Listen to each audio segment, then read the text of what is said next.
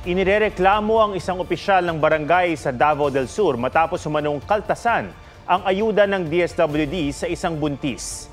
10,000 piso ang nakuhang ayuda ng buntis sa DSWD pero mahigit 1,000 piso na lang ang ibinalik ng barangay official.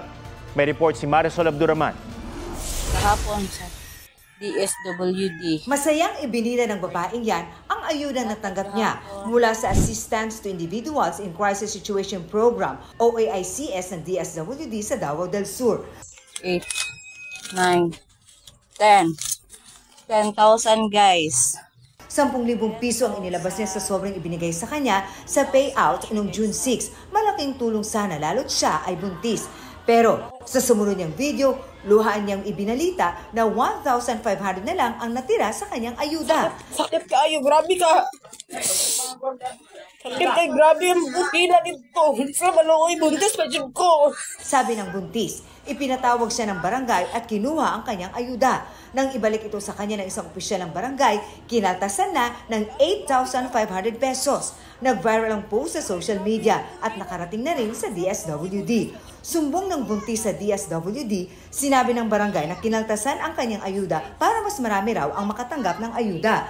Pero binigyang diin ng DSWD na ang ibinibigay na cash assistance ay para lamang sa benepisyaryong pinagkakalooban nito.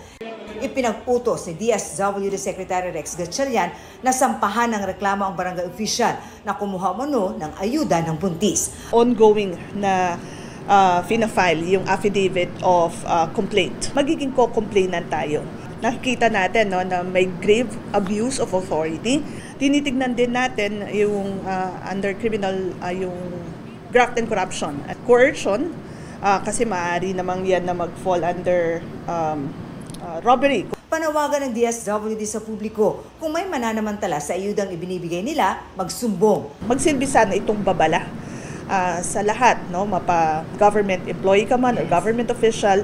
Sinusubukan pang kunin ang panig ng itinuturong barangay official. Marisol Abduraman, nagbabalita para sa GMA Integrated News.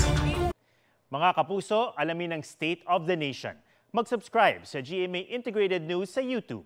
Sa ating mga kapuso abroad, samahan nyo kami sa GMA Pinoy TV at sa www.gmanews.tv.